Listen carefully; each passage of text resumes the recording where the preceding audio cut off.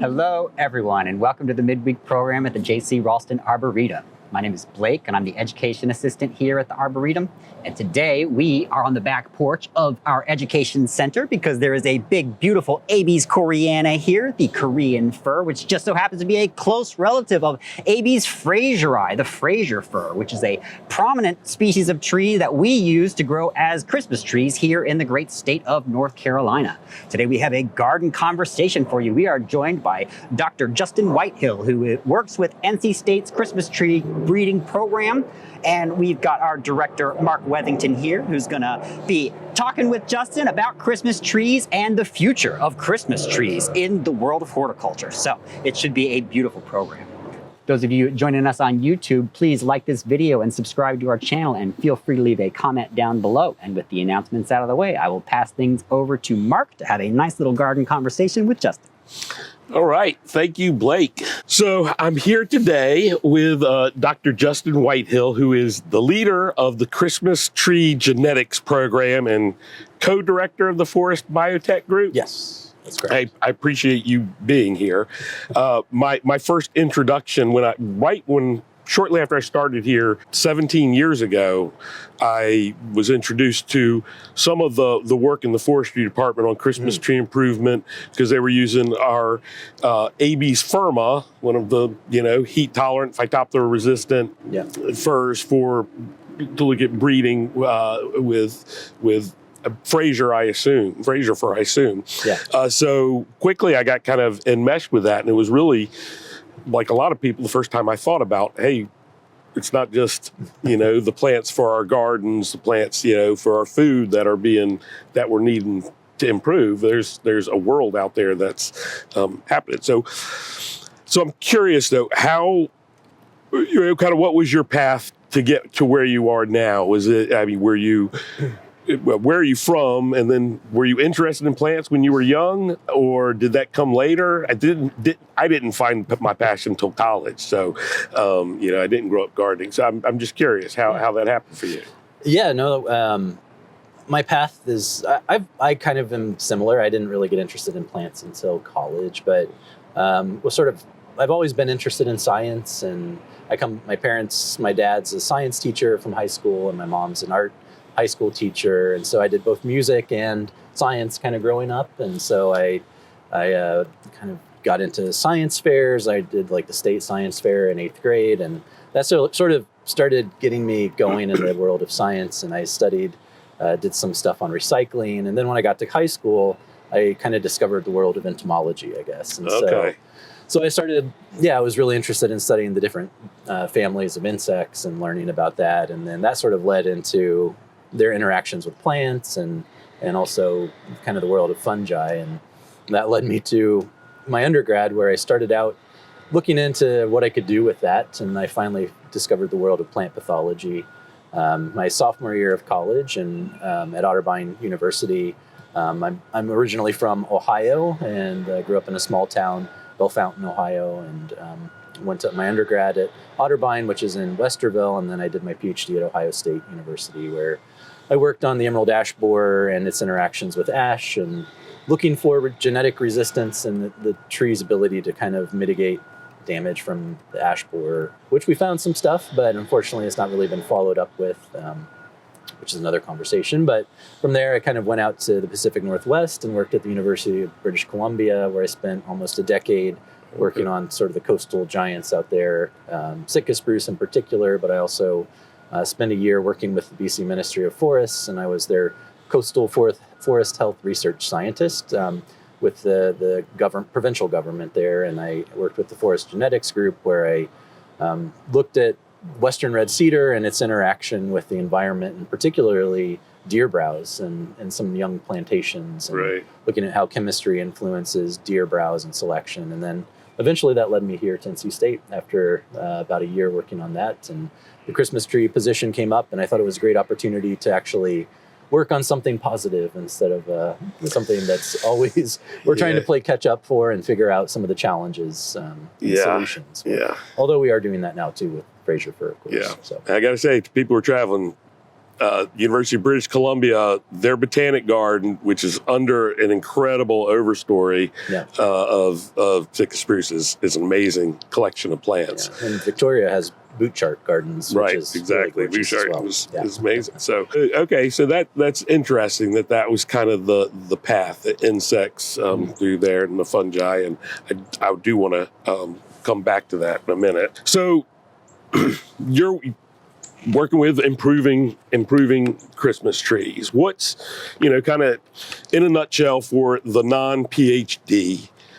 what are you doing? What are some other people doing along the same lines? I know it's this kind of thing is usually pretty collaborative, and people are taking different routes, combining, research from different people get to kind of the same place. So what are you doing specifically? And then so our lab we try to be as comprehensive as we can. So we work on traditional breeding, genetics, kind of quantitative classical genetic approaches. We do both plant pathology, entomology, looking for resistance mechanisms in trees. And then we also incorporate tissue culture, trying to propagate trees. Conifers are different than a lot of other plant species where you can't just root cuttings or vegetatively propagate them. Basically, the only way to clonally propagate conifers is through somewhat complex tissue culture technique called somatic embryogenesis, where you basically have to excise a seed from the pine nut or the seed that comes from the cones and plate it on a very special medium. And if it works, it'll start cloning itself over and over, and you get thousands and thousands of copies. But that's a very long, laborious process. And so we do that as well. And that's really to identify genes, gene function, and it's one of our ways we're trying to rapidly get genetically improved materials out to our consumers and our growers. But all of this sort of comes together to support our breeding program in Fraser fir. And we're really trying to tackle the major challenges. Of course, everything's sort of being set in motion in part by climate change. The climate change is adding more stress to our trees. It's favoring pathogen proliferation, bugs, all that stuff. So we're trying to figure out ways we can improve the genetics a little more rapidly, using some advanced molecular techniques as well. But we do this in concert with, our lab is around 12 individuals right now, and we just got a new grant through the USDA NIFA Specialty Crops Research Initiative for about $7.5 million, and we're going to be adding about 6 to 8 new people to our lab in the new year. So we're growing quite a bit, but that project sort of encompasses all the researchers around the country. But we couldn't do our program of genetic improvement without the help of our colleagues in the Western North Carolina. So we work closely with the North Carolina Department of Agriculture and the research stations around the state, particularly Teresa Lambert, who's the research station's director, and Tracy Taylor at the Upper Mountain Research Station, which is located in Ashe County, which is the #1 producer of Christmas trees in the United States. So we have a really great network kind of set out, and of course that cascades down to our extension agents and our team. And so all of this working together to try to answer these challenges. Yeah, it's amazing thing. So I got to stop you there because that is something that I know people don't know.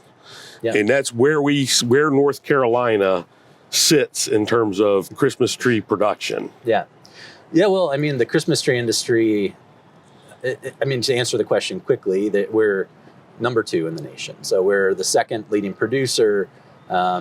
We produce, the numbers are, it's debatable, but we're somewhere around 3 to 6 million trees per year. Officially, the numbers are around 2.5, and the leader is Oregon State with around 3.5 million trees. The numbers shift. They're all over the place. Part of that is due to our greenery industry. So we produce things like wreaths, garland, roping, centerpieces, and generally those are taken from Fraser fir. So if you have the 6 to 7 foot Fraser fir, instead of selling that as a tree where you might get a set price, you can remove the branches, make 2 or 3 things and get more money essentially. Problem is the USDA doesn't really recognize that industry. It's more of a manufacturing industry once you start building products from greenery, and so it doesn't track it. So we estimate that industry is somewhere between $75 to $200, $300 million alone. Our Christmas tree industry is around $250 to $400 million. So, and that's an annual production. But we're in the number 2 producer of trees in the country. I'd say we're probably closer to number 1, but that's by and large due to the Fraser fir, which is endemic to North Carolina, or Right. native. And without that, we wouldn't really have this industry. Yeah. How badly, we're just coming off the heels of Helene going through and hitting everybody. How badly was the industry hit by that? I mean, had they already started harvesting? Harvesting doesn't usually start till, depends on the year, but generally maybe around Halloween, going into closer to Thanksgiving. If we have a really cold October, growers might start harvesting earlier than that, but and there's reasons why, which we can talk about. But Helene was devastating. I don't downplay that. But in terms of the trees by and large did okay. They survived. The trees are growing on the sides of mountains, primarily to manage the flow of water, right, because of Phytophthora that we talked about a little bit. But really, the people that were impacted were the folks close to the streams and the creeks, where those banks, they swelled and people's homes were lost. A lot of people had their loading yards, their operations in that area. Nursery production, nursery production's huge in some of those areas. So we had one grower that lost almost 300,000 seedlings. And so, that's next year's crop. But the trees by and large were left intact. There was a few landslides, a couple thousand trees were lost, but we have 40,000 acres of trees in the mountains with 1,600 trees an acre. So almost 60 to 80 million trees on the landscape at any one time. And those, of course, go through, 7-year rotations, generally 8 years rotations. So I think we're okay this year. The big effect is going to maybe happen next spring, where we see diseases and things that moved, and we're a little worried about what's going to happen in the spring. So a lot of the audience has heard me talk about nursery plants and how cheap they are, unreasonably cheap. I did work for a couple years at a garden center. Brothers owned it in Virginia. One brother ran the garden center and landscape division. One brother ran the tree farm, but it was predominantly Christmas trees. And I did spend a bit of time shearing Christmas trees, which is a miserable, miserable job, even before you take into account wasp nests. Miserable job. And when you say, 7-year rotation on these plants, you go in and you say, oh my gosh, this tree is $150, $250 to buy it.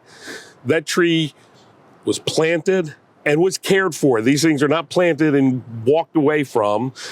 They are cared for. They are sheared if you want a nice dense plant. And 7 years where nothing else is growing in that spot, where a landslide could come down, disease could come through and really devastate things.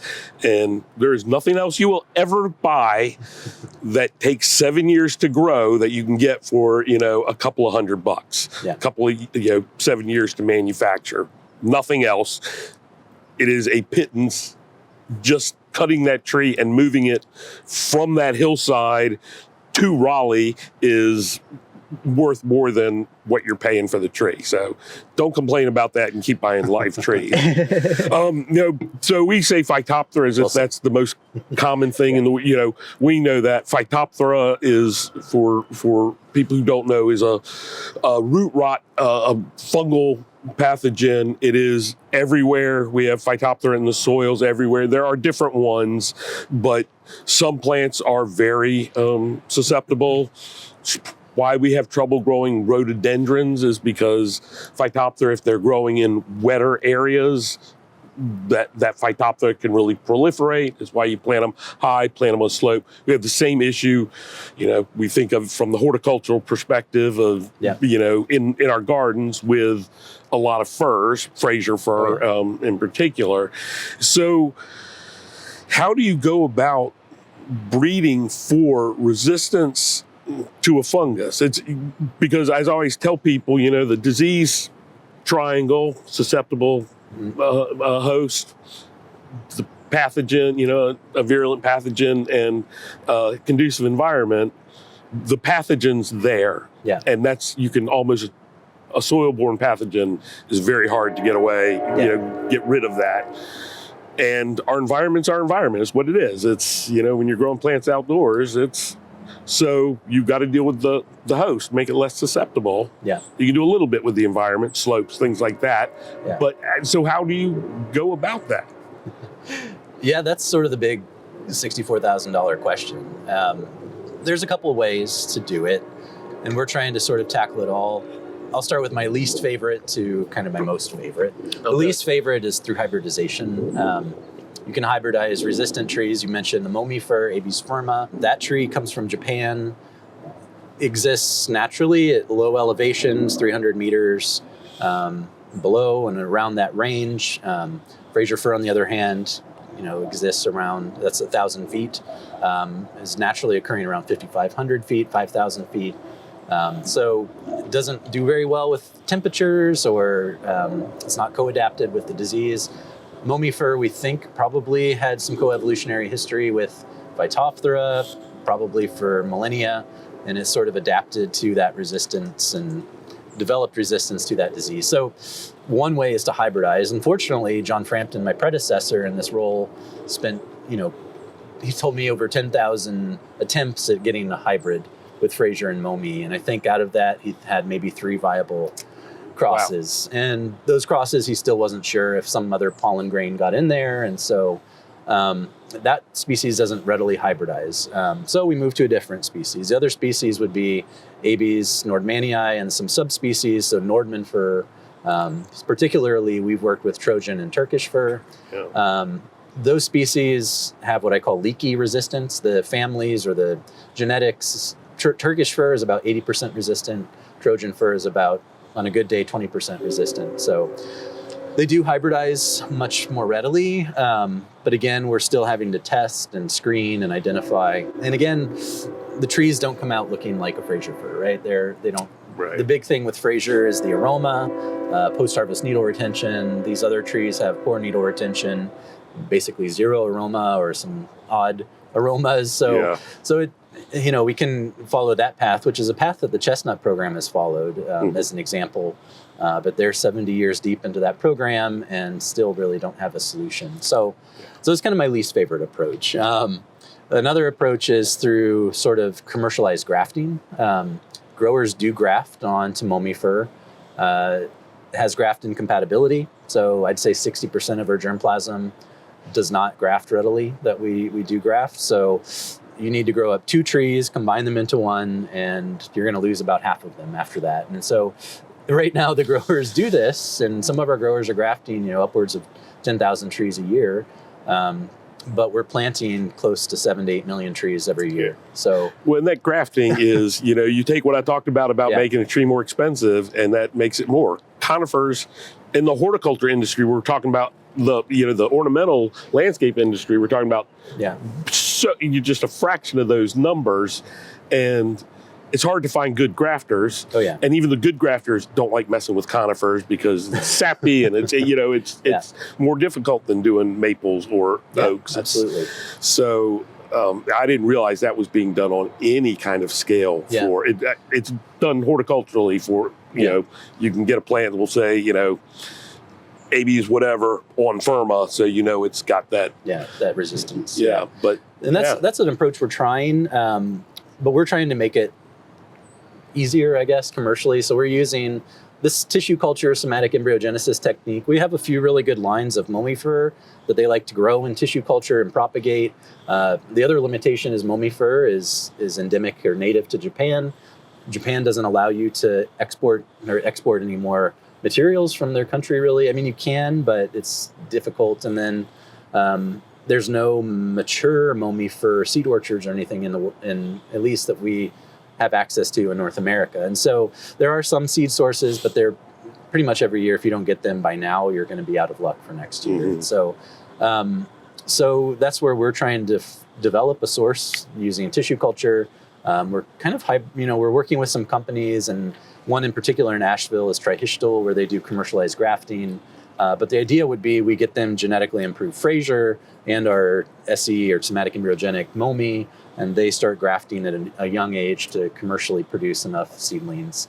And our growers, they've said they would pay more than what they currently pay for a tree that would be guaranteed to be resistant. So that's sort of our second approach. And then our final approach with this, we've screened all the germplasm there is for Fraser fir, and there's no resistance. So none. So that leaves us with, what do we do next? And so that's where kind of the more modern molecular toolkit comes in. So that's where the tissue culture can also be used for genetic engineering or genetic modification. Not a good word, I know, or it could also be used for genome editing through CRISPR and some of these more advanced techniques. And CRISPR is accepted by the USDA now, as long as you're editing, following their rules. If you edit 3 to 10 base pairs, that's considered, in line with what nature could happen by nature. Mm-hmm. Although it'd be like finding a needle in a haystack if you do that in general, but.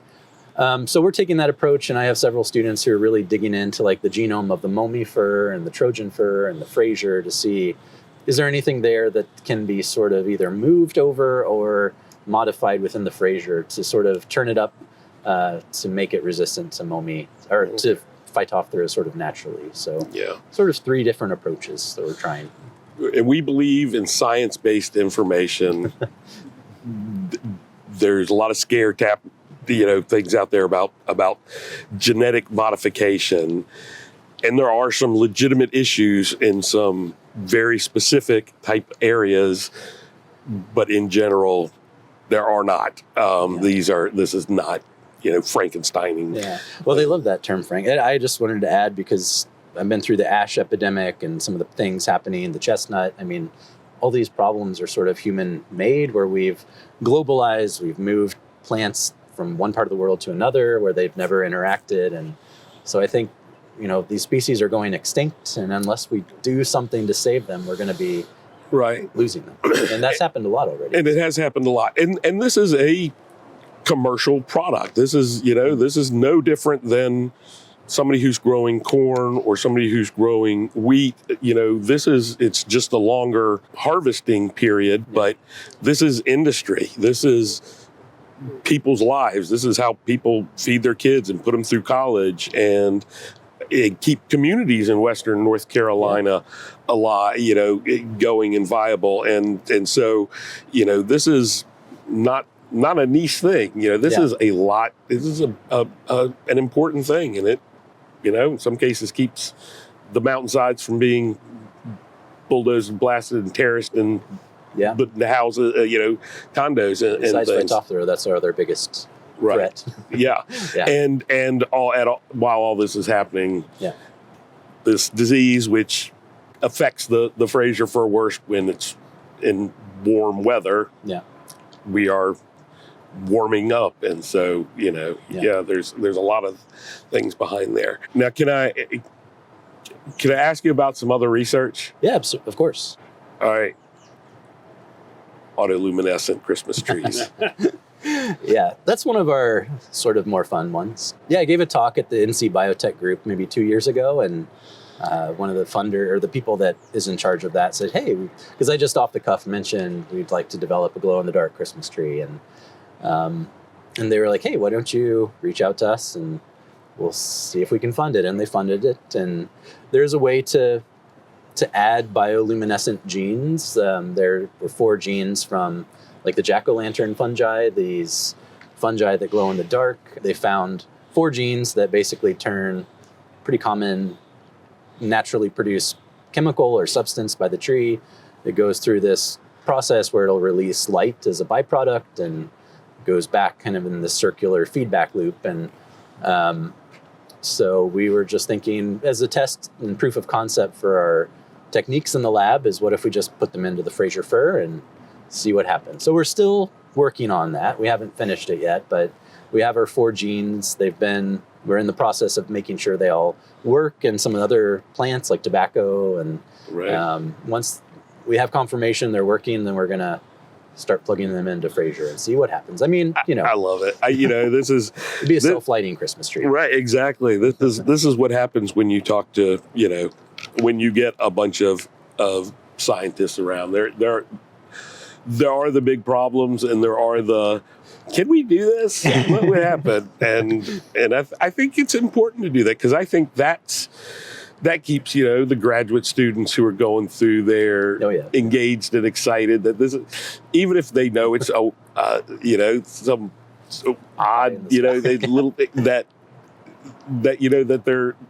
there's room to have fun, and who knows, maybe this, I'm downplaying this, and this will be a $1 billion industry. It's self-lighting Christmas trees. Now that you say that, I'm thinking, boy, stringing all those lights, we get some bioluminescent vines. We can just let them grow, and Pandora, that's awesome. I also want another little bit of research. I know you did woolly adelgid on hemlocks. I don't know how deep you ever went into that, but I know I saw at least a paper or two, I think, or grants or something on that, and that's something that affects a lot of gardeners. Well, Fraser has the balsam woolly adelgid, which is similar species, but it's not quite the same. But hemlock woolly adelgid, closely related, and attacks hemlocks, but we worked on it a little bit with Fraser. So did I miss? I just see woolly adelgid, and my mind went to hemlock, and it was okay. Yeah, they're very closely related. So I mean, there's a lot of overlap and similar life cycles, but different hosts primarily. But balsam woolly adelgid, is what's responsible for almost causing Fraser firs endangered on the landscape in its natural range, and that was because of the introduction of the balsam woolly adelgid in the 1950s. Wiped out about 95% of the species in its natural range. And so that's where I would say, without the Christmas tree industry, we would probably be losing the species, kind of conserving it and keeping it going. So is there any work being done with Christmas trees on form? When I think of breeding in the traditional landscape sense, it's about, making things more compact or columnar or dwarf or more floriferous. And, the non visual things are being done, but they're we don't think about them quite as much in the landscape side. So is that being done, and how do you balance trying to get something to grow as fast as possible with a form that you have to do less work to maintain? I actually have a slide in there. We don't have to look at it, but there's a slide towards the end where we have like a comparison between a North American Christmas tree, a Fraser fir that is adorning the White House Blue Room, and sort of a typical European Nordman fir Christmas tree. And so form is one of the traits that probably in the past it's been one of the top two. It's still in our top, but growth and form were the two first original traits that our sort of tree breeders worked on back in the 80s, going into the 90s. That form was sort of converted to a USDA grade, and we continue a little bit with the USDA grade, the form, but I also like to use dollar value. So we'll ask our growers to evaluate, we have 2,000 or 3,000 trees in a test in the field, and we'll ask a grower, why don't you follow along with us and give us a dollar value for like a choose and cut. If you were to put a dollar value on that, what would you do? And so we walk through, and they'll say, 40, 60, whatever, 100. And we take those numbers, kind of crunch them by their genetic relatedness, and kind of in that dollar value, you get the height, the growth, the form, and a lot of these kind of intangibles, I call it, gestalt of the plant.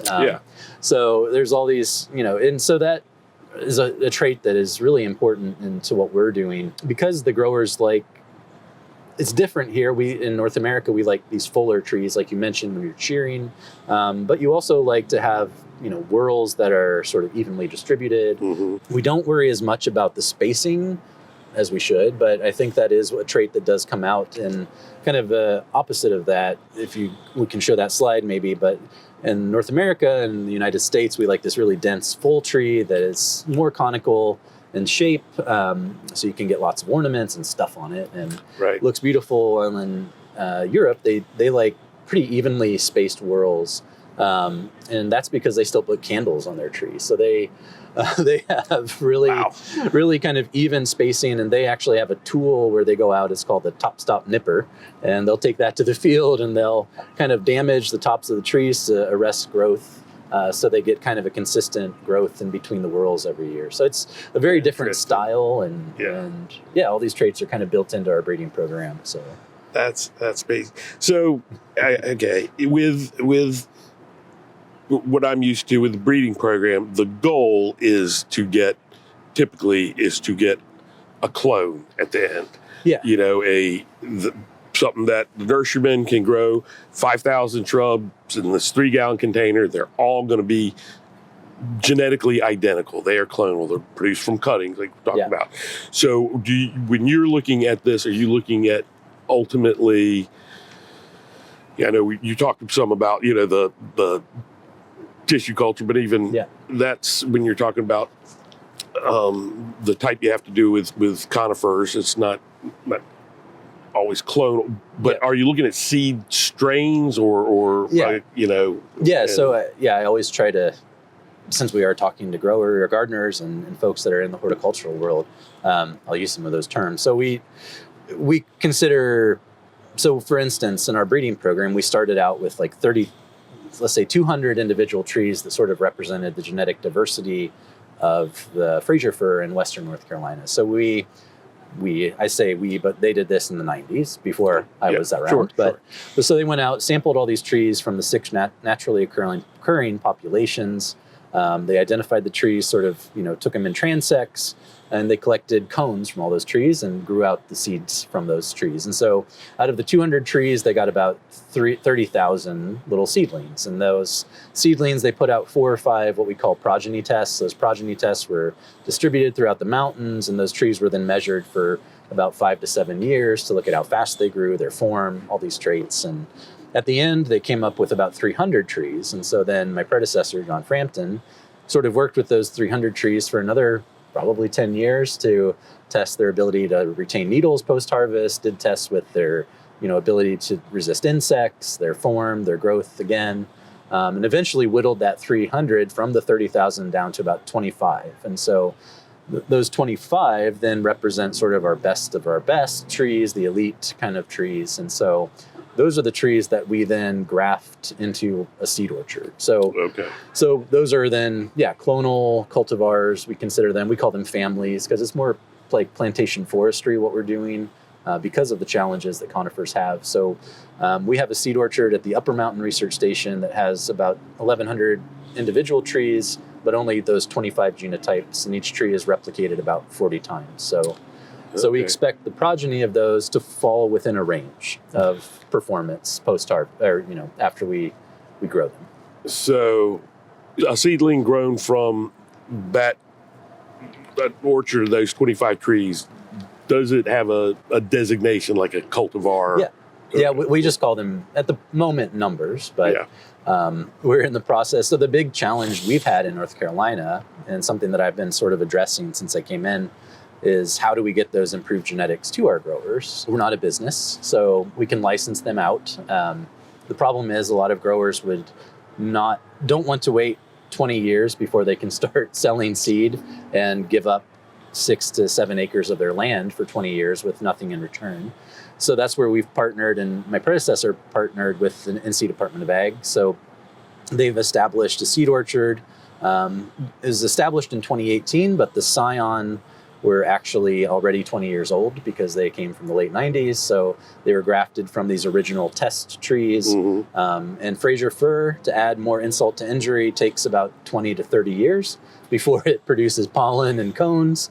So my predecessor got through basically one round of genetic improvement. And so right now we're literally waiting to kind of harvest the fruits of his labor by getting those trees out to the industry. And so we've done that by partnering with the NCDA, but the question came after I started is, how do we do that? So one way we're doing it is, so we've developed this partnership with NCDA, and we also wrote some grants with the Tobacco Trust Fund. So Fraser fir, endemic, native to the Western North Carolina, really came into fashion in the 90s because tobacco farming sort of fell out of fashion, and Western NC wanted kind of a unique specialty crop that brought in funds and all these things. I remember doing projects with the tobacco funds back then. And so it was a perfect kind of opportunity to write a grant to the Tobacco Trust Fund. And what we requested and were received was funding to establish a seed processing facility. So now at the Upper Mountain Research Station, my colleague Tracy Taylor, we've got a seed processing facility. We're in the process of filling it with equipment. And so they're going to be harvesting the trees by cultivar or family, and then we're going to be providing the genetic information about each cultivar to the growers and say, this family has increased resilience to this pest, or this is the average dollar value after 77 years, not 70, close enough, but 7 years. So, that's kind of been the missing step in our process, because it's difficult to kind of bridge that gap. Well, I think there is the opportunity for that value add to at the end of that sales line.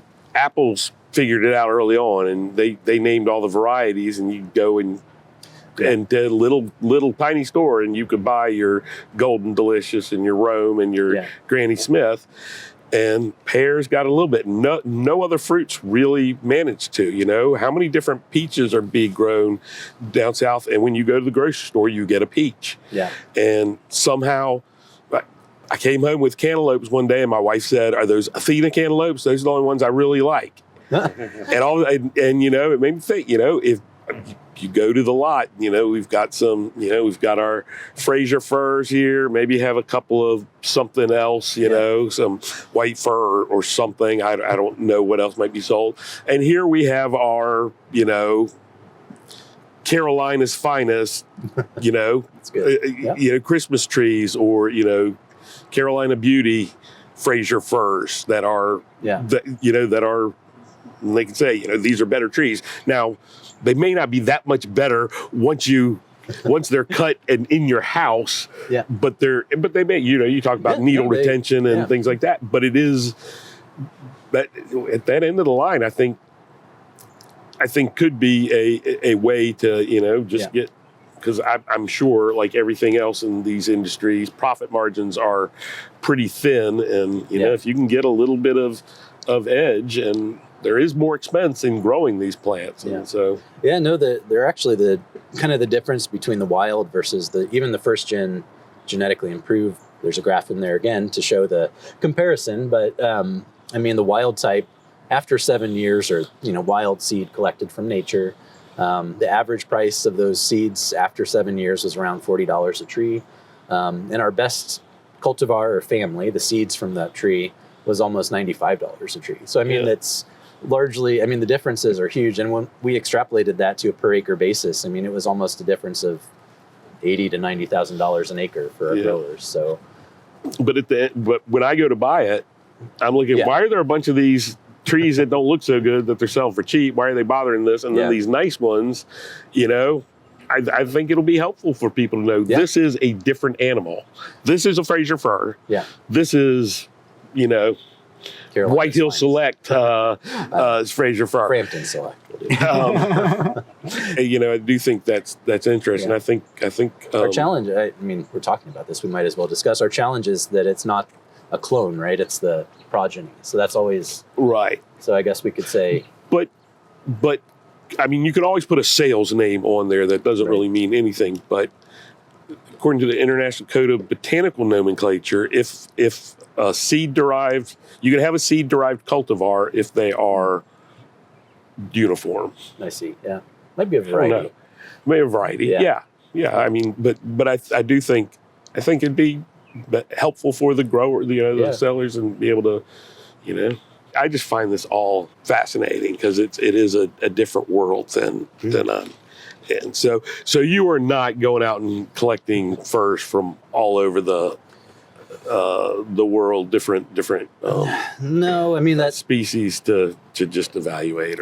My predecessor John Frampton, he did a lot of that. We probably have one of the most extensive seed collections in our lab. We have 30 different species and multiple seed lots of different individuals, and thousands of seed lots and and seeds. So he did a lot of those tests. There's a little bit of value in doing that, but like for instance, Korean fir, which we're sitting next to, you mentioned it's closely related. It actually is one of the closest related. There's balsam fir, which occurs in Canada, sort of coming down the Appalachian mountain range. You get into interspecies hybrid called Canaan fir, and then you get into Fraser.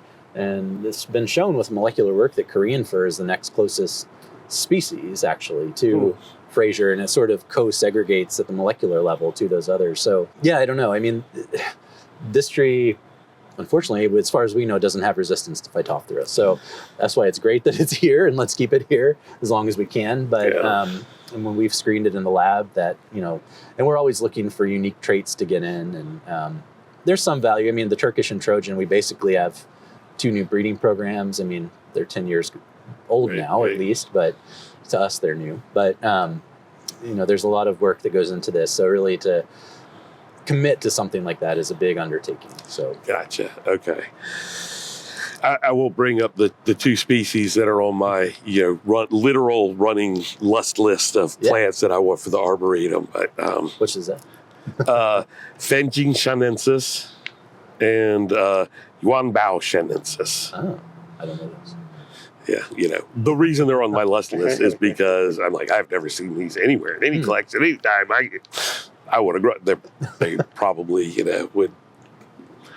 I'm sure there's a grant. The Faging shanensis would actually not be from terribly high elevations. So, but I just always want to try them. One last question for you: have you ever been served as a meal? I have been served Abies bechuanensis saute stir fry needles. How was it? It was exactly how you think. It was like eating sharp, plastic, pine flavored, whatever. It was terrible. I don't know why it was served. I've had spruce tip beer. That's about as close. Spruce tip beer. That's the closest I've gotten. So I've been served Keteleria needles as well, which are also in the Pinaceae family. I'd pass on that one. Yeah, those are. Yeah. Not good.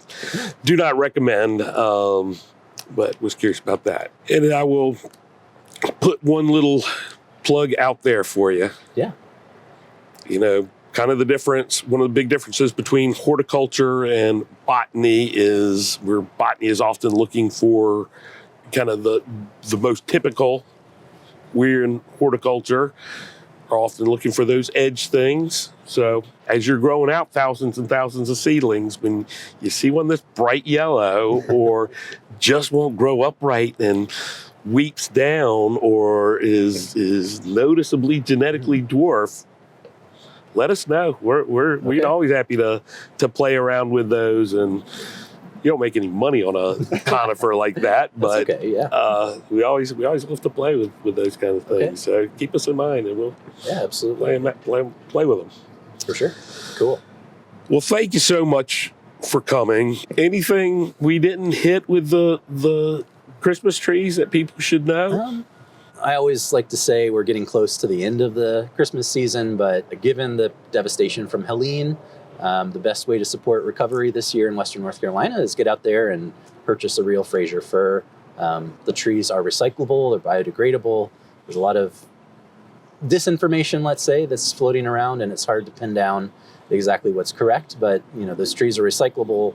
Our goal as an industry is to try to be carbon negative in a good day and try to remove more carbon from the atmosphere than that we're putting in, and be honest stewards of the industry and be sustainably minded. So if you do want to support recovery, get out there, get a real Fraser fir, and at the end of the year, you can recycle it. It'll be used as mulch in parks, sunk to the bottom of lakes for fish habitat, or they even use it as dune restoration on the coast. So, And I don't have a big piece of land, but I have kind of some wooded area out back, and I throw mine back there every year, and it is fantastic bird habitat. You can put up all the bird houses you want, but you got a very limited number of birds you can use it, and you know, a couple of old Fraser firs, and it is fantastic habitat for birds and other folks, and it breaks down over time, and you know, I or put it out and let it get, you know, like I said, get ground up into mulch and whatnot. So awesome. Sounds great. Thanks so much. Yeah, thank you. This was fantastic. Great. Okay. Well, thank you for having this beautiful conversation about Christmas trees. It was elucidating for sure. Excellent. Thank you, everybody, for joining us on the midweek program today. We will not be back next week, nor will we be back the following week, but we will be back on January the 8th. Greg and Tim are going to go deeper in the garden. They're going to be talking about camellias, which will be absolutely awesome. So we will see you all then. Y'all take care.